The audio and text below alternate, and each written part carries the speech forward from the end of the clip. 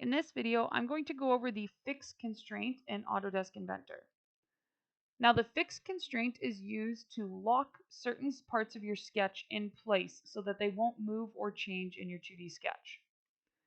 So it can be used to fully constrain a sketch, but there is a kind of a catch there, which I'm going to go over here in a second.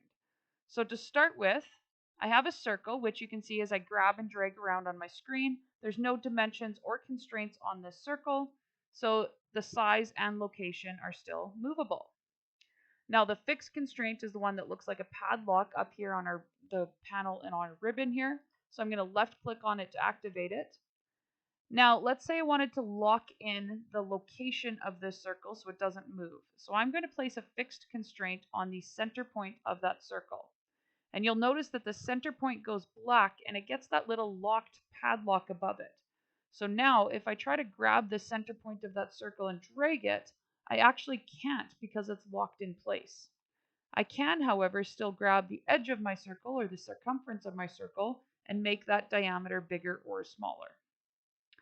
Now, if I wanted to lock in the size of my circle, again, I could activate that fixed constraint and I could select the edge of my circle here.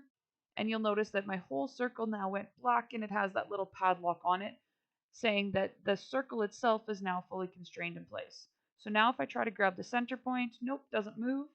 And if I grab the circumference of my circle, notice that it no longer grows or shrinks either. Now, the downside with using the fixed constraint.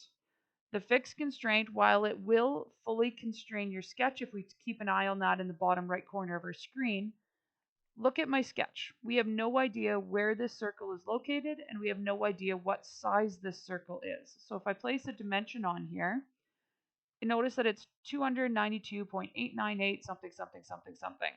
So this is not a very nice dimension, and chances are it is not the size of circle I actually needed for my design. So you have to be very, very careful when using the fixed constraint that you're not using it in place of dimensions because it doesn't actually dimension anything for you. So you still need to dimension the actual size of the circle that you want and the actual location of the circle that you want. For example, the distance it is from that center point here.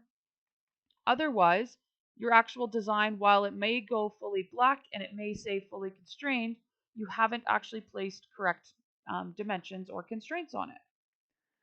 So the fixed constraint when we're talking about lines now, so again, this line is fully movable. I can grab the endpoints, change the angles, I can change the length and location of it.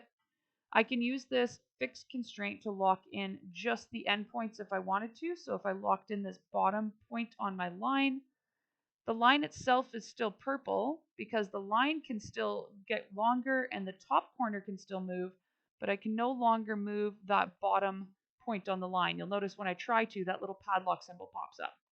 So you can use the fixed constraint just to kind of put a pin in it if you want to think of it that way. Put a pin in your design wherever that lock is so that that point can no longer move. Now, if I place a fixed constraint on the entire line will go black. So I will no longer be able to grab any endpoint on this line and move it or drag that line around on my screen. Now again, it's handy and we can see that it's nice for making our sketch not move or distort on us, but we don't actually know what the length of this line is, and chances are that this is not the correct length for your assignment or your project. So the fixed constraint is kind of handy for just putting a pin in something while you maybe fix another part of your sketch, but then removing that constraint and then putting the correct dimensions and other geometric constraints on there so that your project is actually done correctly.